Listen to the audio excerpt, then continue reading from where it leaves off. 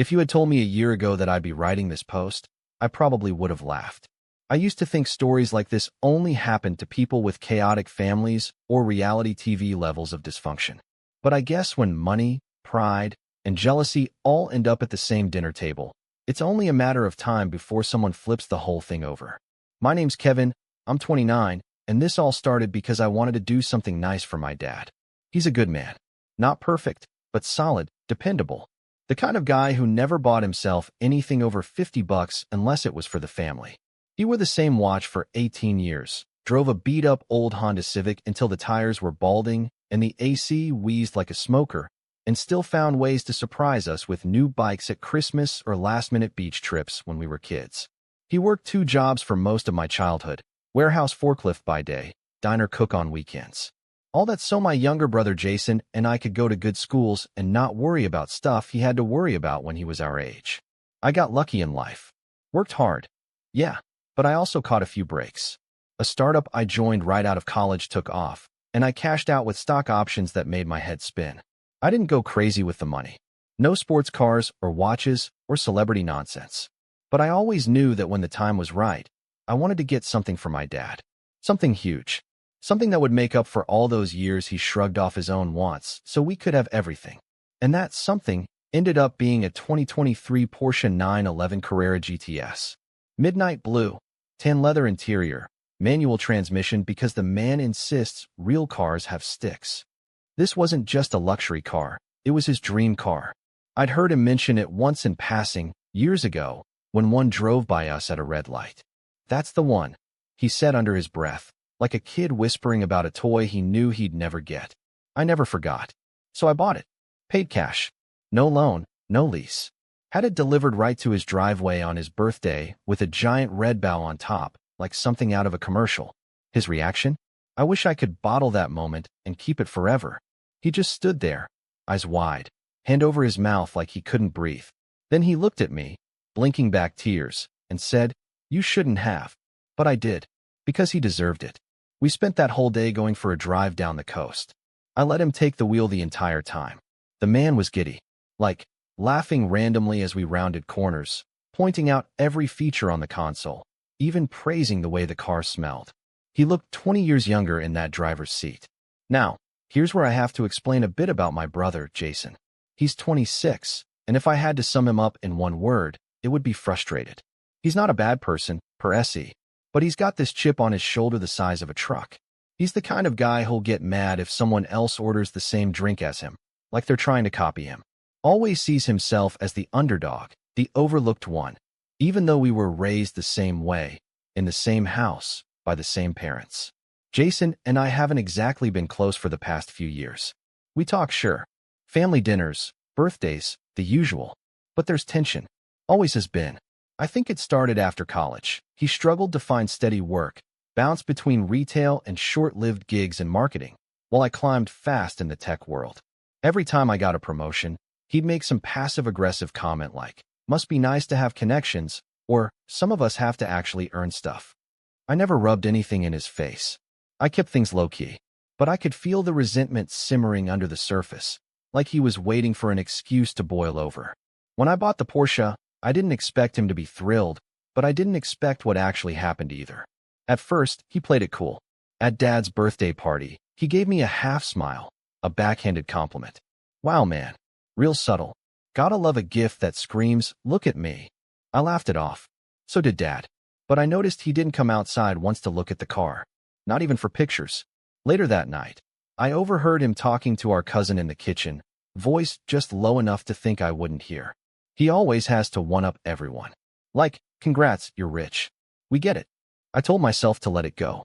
He was probably just venting, feeling small in the shadow of something big. I figured with time, he'd come around. But then little things started to happen. Nothing huge at first. Dad mentioned once that the passenger seat had some mysterious scuff marks. He brushed it off. Must have been the detailer. A few days later, the fuel tank was lower than expected after Dad left it parked for days untouched. Weird, but maybe he forgot to fill it up? I started to get a bad feeling in my gut, but I didn't want to be that guy, the one who accuses his own brother of something without proof. So I stayed quiet. until I noticed the tire pressure warning light blinking when I was over at Dad's place. He didn't know what it meant, just that the dash kept pinging. I checked the tires. The front right was visibly worn on the outer edge, like it had taken a hard corner one too many times. That's when the pieces started to click into place. I casually asked Dad if he'd let Jason take the Porsche out for a spin. He blinked, confused. No, he hasn't asked. And even if he did, I wouldn't have said yes. Not yet. He's not. Careful. Something in his voice told me he knew something was off too. He just didn't want to believe it. So I decided to run a little test. I bought a cheap Bluetooth GPS tracker and discreetly placed it in the trunk lining. Nothing fancy, just enough to ping my phone whenever the car moved. I didn't tell Dad. I didn't tell anyone. Just wanted to be sure I wasn't imagining things. 3 nights later, I got a ping at 1:14 a.m. The Porsche was moving. I watched the little dot on my phone drive out of the neighborhood, hit the freeway, then loop into downtown. It stopped near a rooftop bar I knew Jason had posted about before on Instagram. My stomach twisted. This wasn't a quick joyride. This was planned. The car didn't return home until 3:39 a.m. I didn't sleep a second that night. I waited until the next day. When Dad was out running errands, I stopped by the house, opened the app, and pulled the GPS log. The Porsche had been taken out 4 times that week alone, each time between midnight and 3 a.m. Always the same route, downtown, then back. And I hadn't said a word yet, because part of me still hoped there was an explanation. But deep down, I already knew. And when I finally confronted Jason, what he said made my blood run cold. The confrontation happened on a Sunday afternoon. One of those lazy days where the whole family somehow ends up in the same house.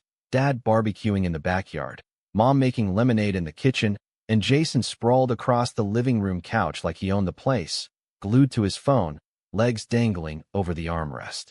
I'd been holding it in all week, debating whether to talk to Dad first or give Jason a chance to come clean. But after that last GPS ping, I couldn't stay quiet any longer. So I walked up, calm but firm, and said, "Hey, Jason, can we talk outside for a second?" He didn't look up, just let out a groan. "About what?" "You'll see." He sighed like I'd asked him to carry a mattress up 3 flights of stairs. Then he stood and followed me out to the front yard. We stood by the driveway, a few feet from the Porsche, which still looked pristine if you didn't know what to look for. I could feel my heartbeat picking up, my jaw tightening. I pulled out my phone and opened the tracker app. "You want to tell me why this car was driving around downtown at 2 a.m. last Thursday?" Jason blinked. "What?" I turned the screen so he could see the map. The little timestamps, the GPS trail. His eyes flicked over it for a second too long. Then he scoffed and leaned back on one foot. "You're seriously tracking your own dad's car?" "No. I'm tracking my gift. That I bought with my money. For his birthday. And somehow it's being taken out in the middle of the night without his knowledge." "You want to explain that?" He crossed his arms, trying to play it cool. "So what? You're accusing me of stealing it." "You tell me." Jason looked off toward the street like he was weighing how much of the truth to admit. Then he shrugged. "Okay, fine. I took it out a couple times. Big deal. It's not like I wrecked it." My stomach twisted at how casually he said it. Like it was a borrowed hoodie, not a 6-figure sports car he didn't even ask permission to touch. "You took it out without asking," I said, voice sharper now. "You lied to Dad. You drove his dream car like it was your toy. At 2 in the morning? Are you insane?" He rolled his eyes. "Relax. I was careful. I just wanted to see what it could do. You act like I crashed it into a wall." I wanted to grab him by the collar and shake some sense into him, but I held back. "You disrespected Dad. And me. That's not just a car. That's 20 years of sacrifice I was trying to honor. You know what he gave up for us. And you just sneak it out like it's nothing." Jason's smirk faltered, just a bit. But then he doubled down. "You think you're better than me because you can afford to blow $100,000 on a birthday gift? Newsflash, Kev, some of us didn't get handed a golden ticket after college. Some of us actually have to struggle. You walk in here acting like the family hero, like you're Saint Kevin the Generous, when really, you just bought yourself a pedestal." I blinked. "You think I did this for me?" He threw his hands up. "It's always been like this. You were Dad's favorite. You got the best grades, the best college, the job, the apartment. And now you're showing off with a Porsche while I'm stuck doing freelance gigs just to scrape by. Forgive me if I wanted to know what it felt like to drive something nice for once." I couldn't believe what I was hearing. The sheer entitlement of it. The rewriting of history. He wasn't taking accountability. He was twisting it into some personal injustice. Jason, I said, voice low, I didn't buy that car to show off. I bought it because Dad deserved something he never would have gotten for himself. If you felt jealous, you could have talked to me. But this is betrayal. Plain and simple. He stared at me for a long second. And for a fleeting moment, I thought I saw regret in his eyes. But then he turned and muttered, whatever. It's just a car. Just a car. I walked away before I said something I'd regret. I didn't tell Dad. Not yet. I wanted time to think. Time to figure out how to handle it without blowing up the entire family dynamic. Because despite everything, I still held on to some fragile hope that Jason would come to his senses. That maybe he'd apologize. Maybe he'd get it. But that hope shattered 3 weeks later. It was a Tuesday morning. I was on a video call when my phone started buzzing nonstop. Missed call from Dad. 2 more. Then a text. Kevin, it's the car. Call me ASAP. My stomach dropped. When I called, his voice was shaky. Not panicked, but hollow. It's gone, he said. The car. Someone crashed it. Totaled. I felt like the floor disappeared beneath me. What do you mean totaled? He explained slowly, like he still couldn't believe it himself. Apparently, he woke up early to go for a morning drive. But the car wasn't in the driveway. There were no signs of forced entry, no broken glass, no keys missing from the hook by the door. Then he got a call from the police. The Porsche had been found wrecked against a concrete divider on a side road just outside the city. Driver fled the scene. Witnesses said it happened around 4 a.m. I didn't even need to ask. I knew. My heart was pounding so hard I could barely hear him. Dad? I said slowly. Was Jason home when you woke up? There was a long silence. No, he said. I checked his room. Empty. He came back around 7. Said he went to get breakfast. That confirmed it. I didn't even text Jason. I drove straight to his apartment. I don't remember much about the drive, just the sound of my pulse roaring in my ears. When he opened the door, looking groggy and still wearing last night's clothes, I lost it. You totaled the Porsche. He blinked. What? Don't play dumb. You crashed it. I know it was you. He held up his hands. Okay, calm down. Don't tell me to calm down. You stole that car, again, after I asked you not to touch it. You wrecked it. Do you even understand what you've done? He looked like a deer in headlights. Look, I didn't mean to. It was raining, and I didn't see the turn in time. So you admit it. He slumped down onto the couch. I panicked, all right. I didn't know what to do. I bailed. I figured I don't know, talk to Dad later. Explain it wasn't my fault. It is your fault. I shouted. You had no right to be behind that wheel. None. And now Dad's dream is sitting in a scrapyard because you wanted to feel important for 5 minutes. He didn't respond. I stood there seething. I wanted to scream, to throw something, to make him feel even an ounce of the shame he should have felt. But he just sat there. No tears. No apology. Just blank, useless silence. And that's when I saw it. He didn't feel sorry. He felt cornered. That was the moment everything shifted for me.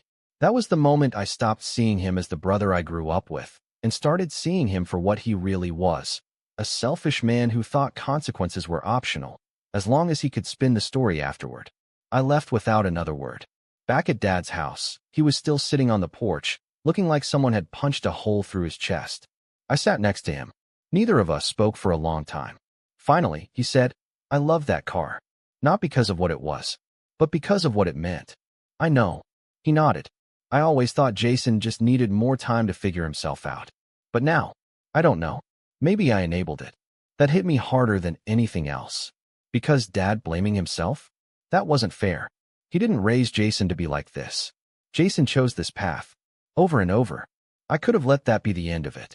I could have mourned the loss, written it off as a mistake, and moved on. But I didn't. Because 2 days later, while I was still working through the insurance mess, I found out something that pushed me over the edge.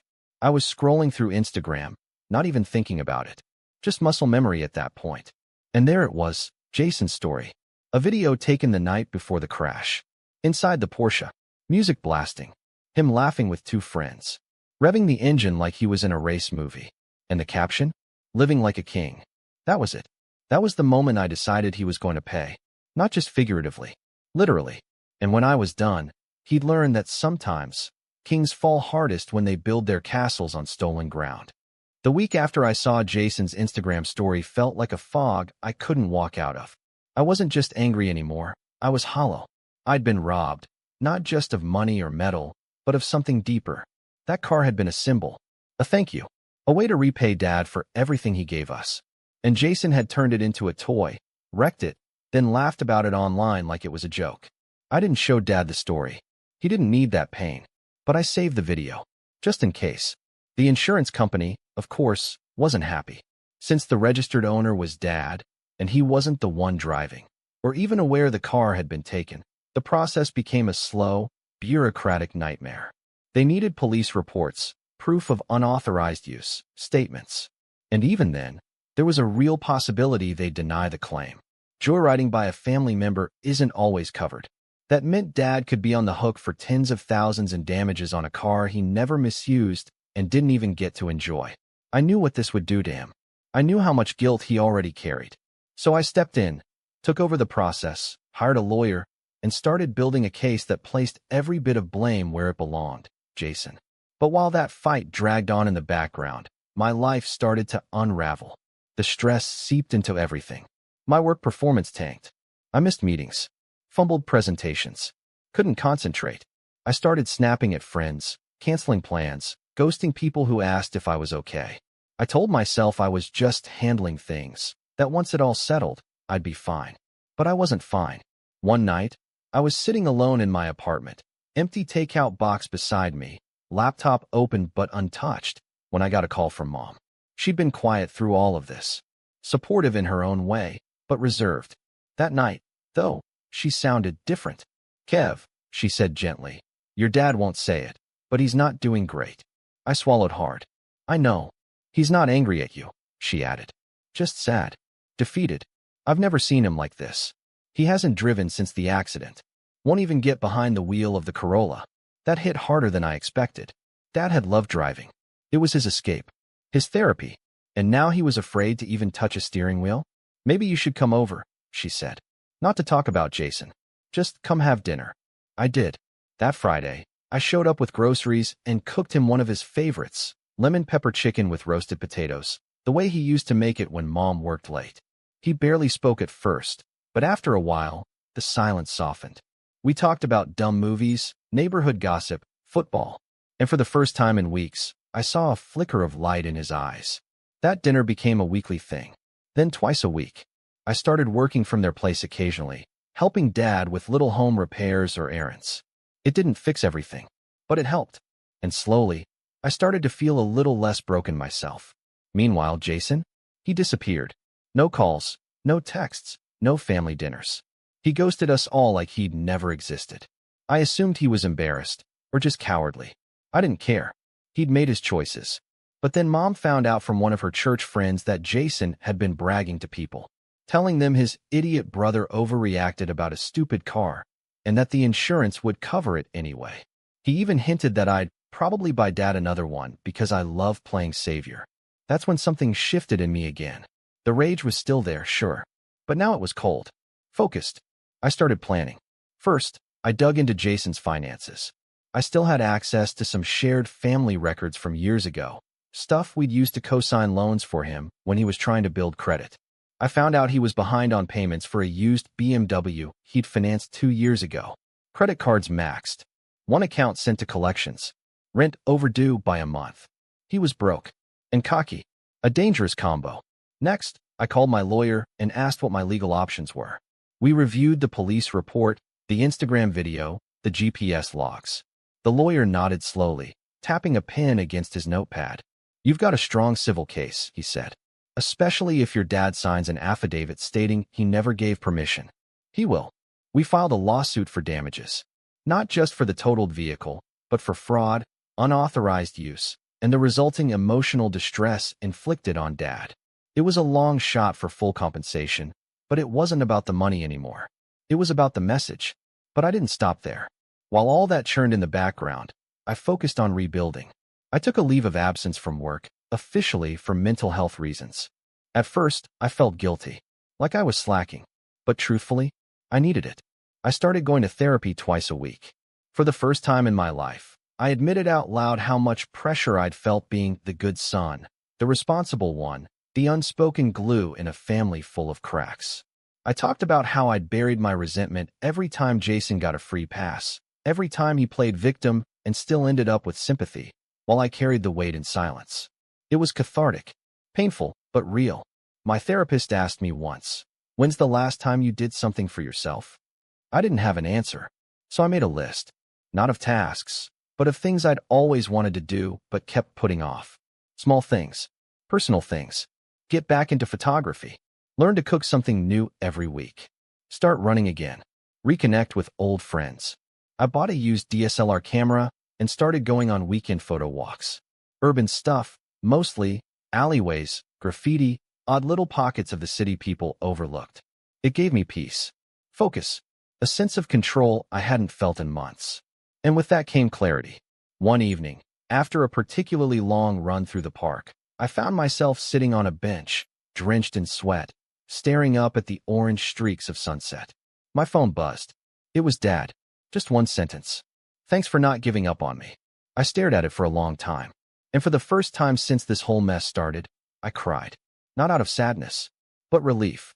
Gratitude. Because despite everything Jason had taken from us, we were still here. Still family. Still standing. That night, I made a decision. I was going to buy Dad a new car. But not as a replacement.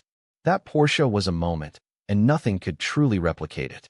This would be something new. A symbol not of the past, but of the future. Something to remind him, and myself, that we could rebuild. That we had rebuilt. I started researching. Quietly. Carefully. I looked for something elegant, but grounded. Fast but not flashy. Something he could drive every day and still smile. And I found it. A 2024 Audi S5 Sportback. Sleek, powerful, refined. Midnight blue again. Because some symbols are worth repeating. But this time, there was no bow. No crowd. No spectacle.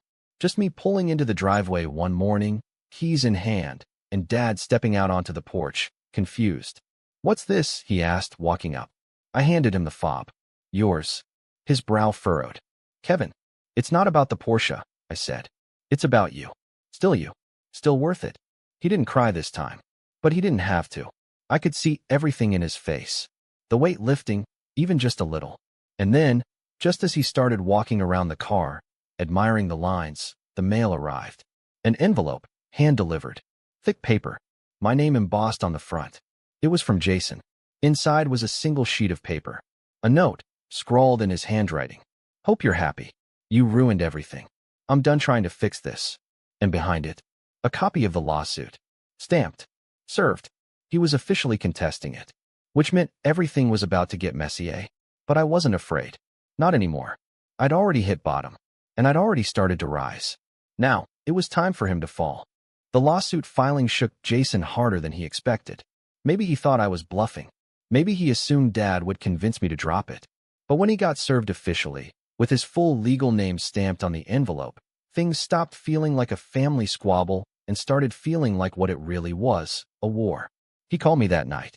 I let it go to voicemail. The message started with a weak attempt at guilt. "Kev, come on, man. This is overboard. We're family." Then it shifted to blame. "You're the one turning this into a disaster. It was a mistake.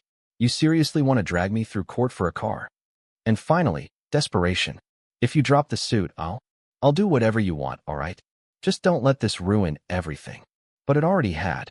What Jason didn't understand, what he never understood, was that this wasn't about a car. It was about 20-something years of being pushed, pulled, and guilt-tripped into silence.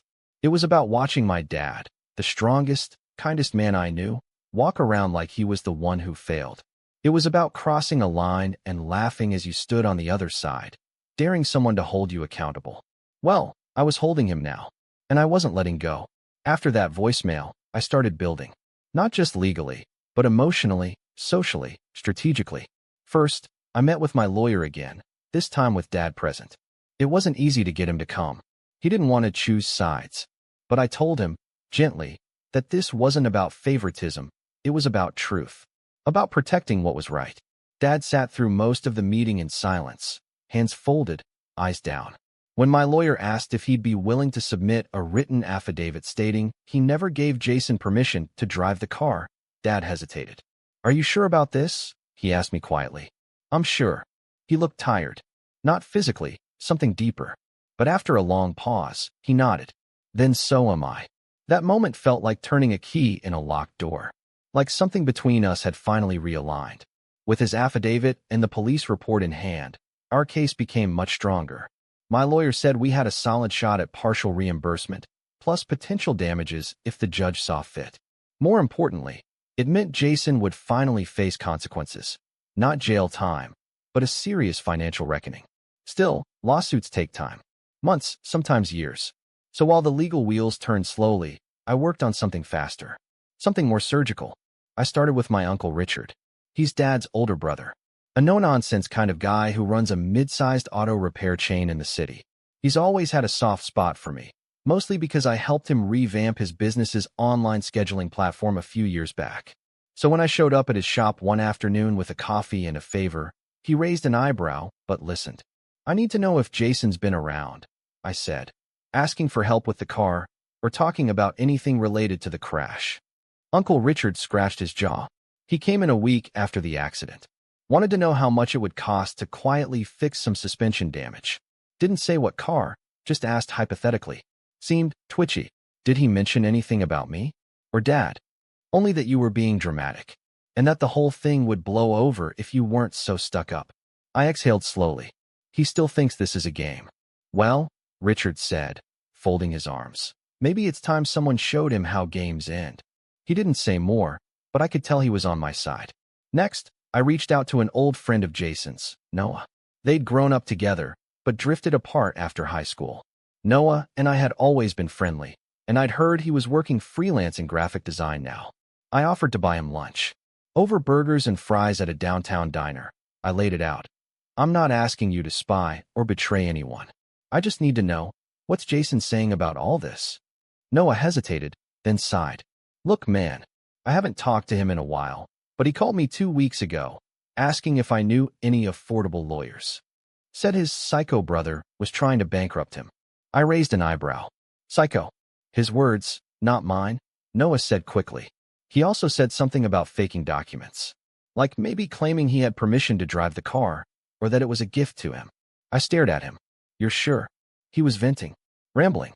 "But yeah," he said if he could prove intent, the lawsuit might get dropped. That was dangerous.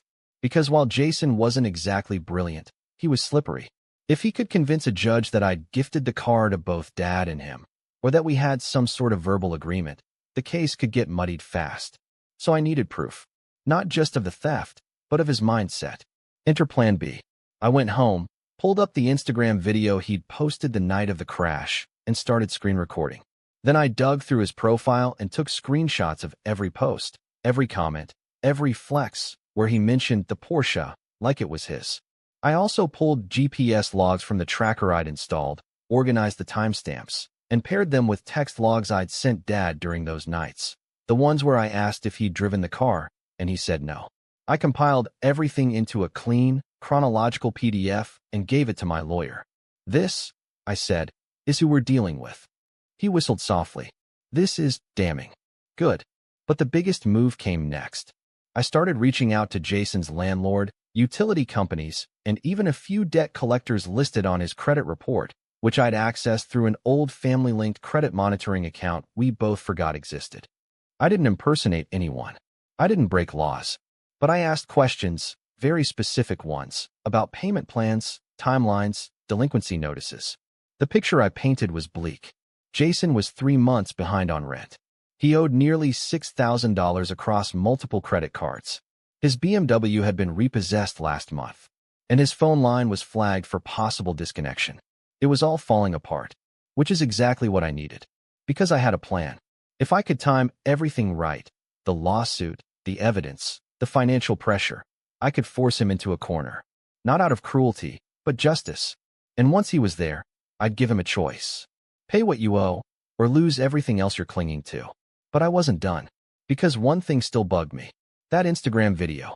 The one he posted before crashing the Porsche. It had been deleted the next morning. Scrubbed. Like it never happened. But I'd saved a copy. And now, I had an idea. I contacted a friend who worked in digital media. Asked if he could enhance the video, stabilize it, clean up the audio. He did. And guess what we found? Jason's voice, loud and clear, saying, No way my brother would ever let me take this out. But what he doesn't know won't hurt him. That clip was gold. No, platinum.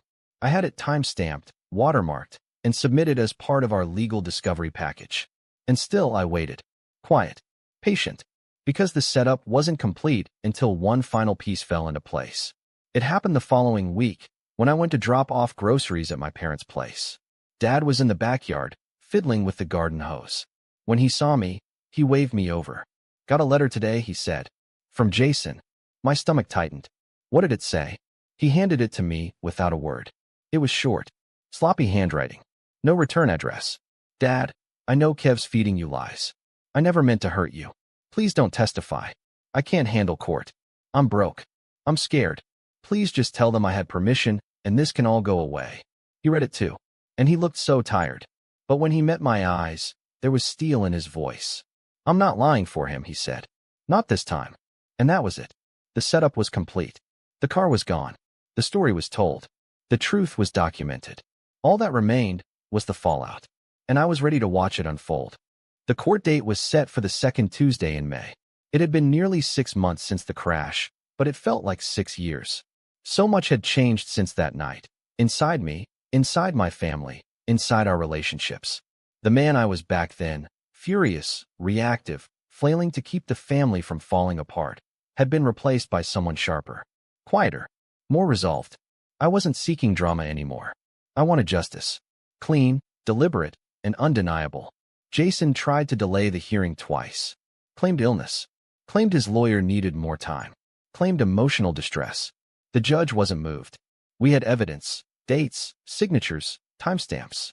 And most importantly, we had the truth. The morning of the hearing, I showed up early with my lawyer and dad. We sat quietly in the hallway outside the courtroom, not saying much. He looked tired but composed, dressed in his Sunday best, pressed slacks, leather shoes, and the same watch he'd worn every day for 20 years. I noticed the tan on his face from working in the yard again.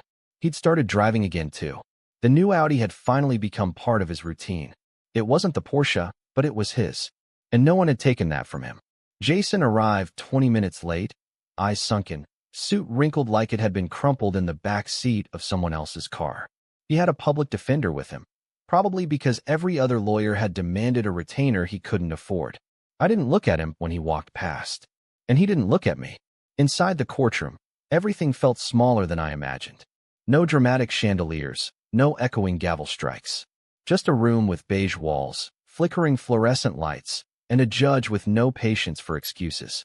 The hearing was brief, 2 hours, tops, but every second felt like a lifetime. My lawyer opened with the timeline. The gift of the Porsche to my father, the GPS logs, the police report, the footage of the crash site. Then he played the Instagram video, enhanced, subtitled, damning. No way my brother would ever let me take this out. But what he doesn't know won't hurt him. Jason shifted in his seat, arms folded tight, leg bouncing like a jackhammer. Then came Dad's statement. He stood, cleared his throat, and said in a quiet but steady voice, "I never gave my son Jason permission to drive the car. Not once. I didn't know he'd taken it until it was already gone. I don't blame him for being lost in life. But I can't protect him from what he did. Not this time." And then he sat down. Jason's defense was predictably weak. His lawyer claimed there was verbal ambiguity around access to the car, that in a family dynamic, ownership can be interpreted loosely, and that emotions were running high on all sides. Jason never looked up during any of it. When asked if he had any response, he mumbled, "I didn't think it would be such a big deal." The judge didn't even blink. Before issuing her ruling, she asked a final question, one I didn't expect. To the plaintiff, "What remedy are you seeking? Financial restitution? Civil penalties? Or something else?" I stood up. My voice was calm. "I'm seeking accountability. I paid for that car to honor my father. Jason destroyed that. I don't want to bankrupt him. I want him to learn. And to pay back what he cost, dollar for dollar. No shortcuts. No handouts." The judge nodded. Her ruling was swift. Jason was ordered to pay $76,000 in damages, covering the market value of the totaled vehicle after the partial insurance payout I finally secured, plus legal fees and emotional distress. He was given 30 days to begin payments, or the court would authorize wage garnishment, asset seizure, and a lien against his credit for the full amount. There was no shouting, no explosion, no family breakdown in the courtroom. But Jason's face, when the judge read that number aloud, was pure defeat, like someone had just read his obituary in real time. We left the courtroom in silence. Outside, the sun was warm, the air clear. Dad reached over and put a hand on my shoulder. "You did the right thing," he said. I nodded, but didn't say anything. Not yet. Jason didn't call that night. Or the next. A week passed. Then 2. And then, on a random Tuesday morning, I got a notification. $600. Bank transfer. From Jason. No note. No explanation. It was a start. The payments trickled in, slower than the court ordered, but steady. I let my lawyer handle the enforcement. I didn't want to think about it anymore. That part of the story was closing. But there was still fallout. Word got around. Our extended family, who'd always treated Jason like they misunderstood one, started asking questions.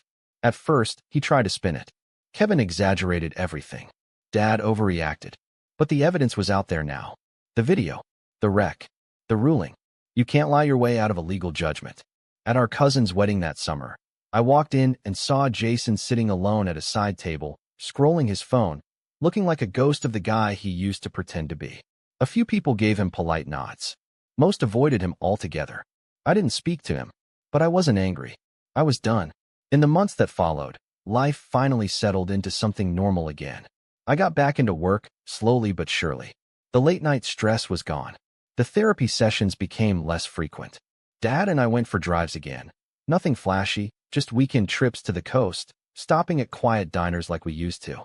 One Saturday afternoon, we pulled over by an overlook and just sat, watching the waves crash against the rocks. Dad looked over at me. "You know," he said, "I always worried you'd carry too much." I glanced at him. "What do you mean?" "You've always felt like you had to hold things together. Make peace. Fix what others break. It's a heavy way to live."